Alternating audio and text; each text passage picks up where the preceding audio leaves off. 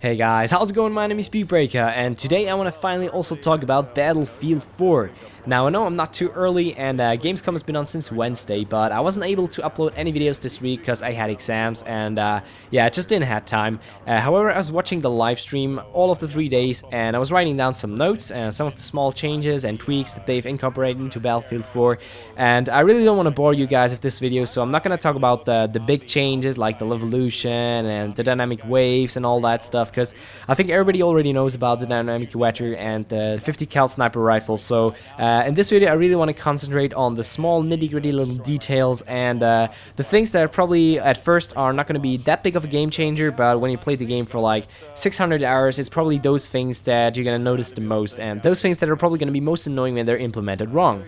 So first of all, as you can already tell, I want to talk about chats. Now, I myself am a big chat fan. I love flying around in the chat and owning some noobs on the ground. It's just, I really love doing that. So first of all, we already know that the field of view has been buffed significantly compared to Battlefield 3, and I'm really happy to see this change, because in Battlefield 3 it was really hard to fly in first person. You basically always had to go to third person, but now in Battlefield 4 I see that actually it's gonna be pretty fine to fly just in first person, and the field of view is brilliant. Now, the next thing I was noticing was that all of the chats that we've seen at Gamescom were flying around with their air radar enabled. So, as you might know, in Battlefield 3 you actually have to unlock the air radar and then you have to put it into an attachment slot. Now, in Battlefield 4 this is not going to be the case anymore.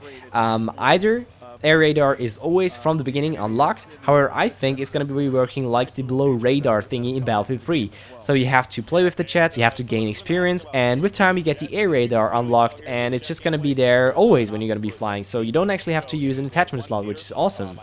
Now, the next thing I want to touch on real quick is, yes, flight ceilings are back. As you can see in this footage, he's stalling at about 1000 meters. So yeah, you're still going to stall when you're going too high, but it seems like they kind of buffed it to higher elevations. And last but not least, kind of a design choice is that wings actually shed vortices at the tips of the wings. So that is pretty cool. You see like this kind of white air coming out of the tips of the wing. Of course, it's not white air; it's like a condensed water. But that's pretty cool to see, and I really like that. It looks just awesome. Now, going over to Littlebirds. Now, in Battlefield 3, Littlebirds were always kind of underpowered in my opinion, and if you weren't really pinpoint accurate with the minigun, I mean, you cut down infantry fairly easily, but tanks and vehicles were really hard to take down. Now, in Battlefield 4, you're going to be able to equip 25mm cannons on the Littlebird, so they just rev through infantry and through vehicles. It is insane, and coupled with the heat seekers, it is a beast, especially against attack choppers. As you can see in this clip, he's just taking it down like a boss in no time, and I'm really happy to see Littlebirds buffed a little bit, because they were really kind of underpowered in Battlefield 3. Now, the next pretty big change that they done to gun gameplay that I noticed in the stream was that apparently you're going to be able to zoom in your field of view when you're hip firing. So as you can see in this clip, he's kind of zooming in, just like you're able to do in Arma 3, or just Arma in general, basically. And yeah, so basically you're going to be able to zoom in without actually aiming down sights. You're probably going to get a hipfire accuracy boost or bonus, but I'm not sure if I'm too happy about this, because there's a little bit of a problem coming with this. Now, first of all, of course, you're going to be more accurate doing this, but on the other hand, I'm really curious as to how you're going to actually zoom in. If it's going to work the same as in Arma, you actually just have to hold down the right mouse button. Now, there's a little problem coming from this, and that is if you actually want to ADS instead of zoom in, and you click the mouse not too quick. If you don't click quick enough, but you actually kind of hold click it, you actually end up zooming in instead of going ADS. And I really am kind of worried about this, because there's a lot of situations in Arma where I actually wanted to ADS, but the game thought I was gonna zoom in, and yeah, it just ended up me not killing the opponent because I didn't have the accuracy I needed to kill him. So I really am not sure if I'm too happy about seeing this implemented, but maybe we're gonna be able to toggle it on or off, or maybe we can just press Control right mouse button. We'll have to see. Now, the next pretty neat concept are tire reloads. So basically the way this works is, if you're gonna reload, you start reloading, you put out the magazine out of your gun, and you see an enemy in front of you. You switch to your pistol, shoot him down, kill the enemy, go back to your primary weapon, and you restart the animation. That's how it is in Battlefield 3. So basically, you're going through the animation once, you abort it, you go back, you have to go through the whole animation again. Now in Battlefield 4 this is actually going to be split up. I don't know into how many parts, but it's actually split up in some parts. So if you start reloading, you go through a certain amount of the animation, like you put out the magazine out of your gun, and you switch your pistol and you switch back. You don't actually have to go through the whole process once again because the magazine is already out of the gun. All you have to do is just put the new magazine back into your gun and you're ready to go. Now, next thing I want to talk about is suppression and its effect on the player. Of course, we already know that suppression has been tweaked a lot. The random bullet deviation is gone. You actually get kind of a scope sway effect, just like you have with the sniper rifles. If you're suppressed, you got a kind of a scope sway boost instead of the random bullet deviation, which in my books is just awesome. I love this concept. If you've got the aim, if your reticle is on the enemy, you actually hit him and you can actually drop your opponent.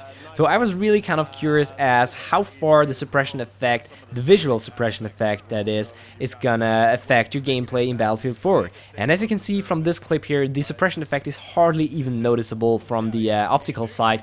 It's just kind of a blur at the edges of the screen, but it's not like Battlefield 3 where your whole screen is just getting full of Vaseline and you can't see shit no longer. So I really like the new suppression effect.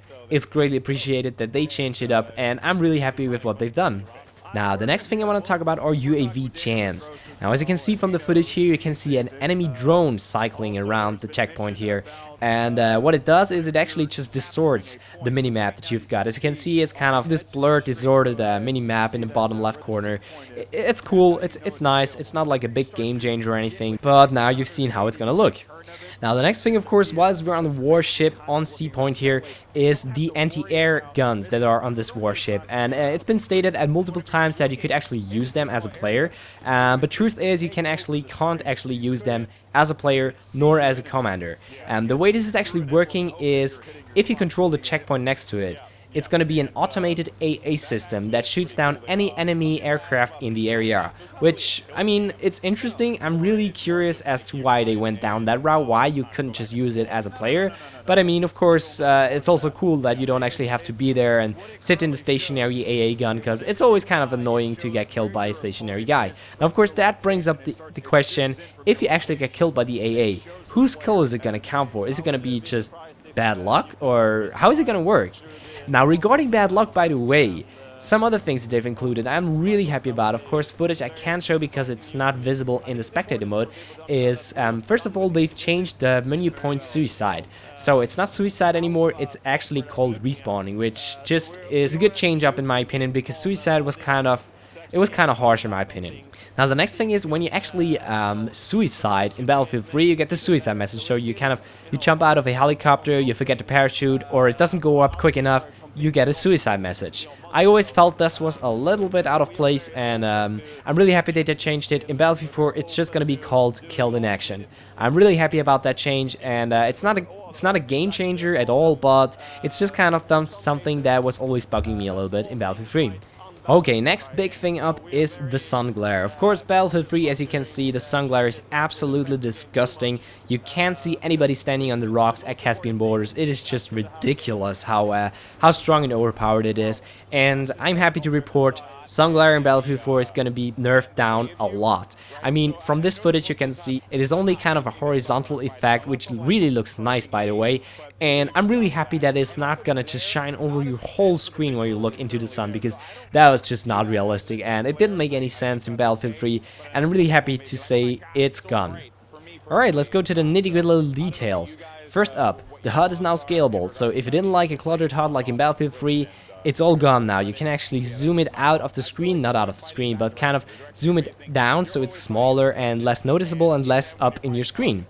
Next thing is Voip for squads are confirmed. So basically we're gonna get voice over IP for your whole squad, which in my opinion is pretty cool. I mean, if you've got Ventrilo or TeamSpeak or Skype or something like that, you don't really need that, but for people that don't have that or are not in the TeamSpeak with you, it's really cool that you can now communicate with your squad other than the Como rows. And last but not least, rain now actually looks like rain and like grand bizarre streams coming down from the sky, which was absolutely unnecessarily unrealistic.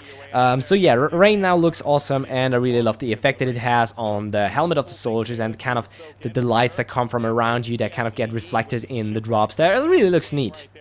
Alright, so I think I've rambled on long enough about Battlefield 4. I'm still going to be watching the next 2 days of live streaming, and I'm probably going to be making one more video about what else I've noticed. Now also I'm going to be making a video only on competitive gameplay. I'm really interested in what they have in stack for competitive gameplay other than the diffuse game mode. And yeah, I'm just kind of looking for what kind of surprises else they've got for competitive gameplay. Alright, that pretty much rounds it up for today's commentary. I hope you enjoyed the kind of summary of the last 3 days of live streaming. I hope you guys got the big news like the Levolution and all that good stuff from other YouTubers, because I didn't want to bore you guys with things that you already knew. So that's why I kind of concentrated on the small things here.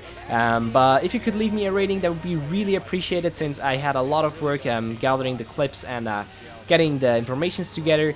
But as always, thanks for watching, have a good one, and until next time, cheers!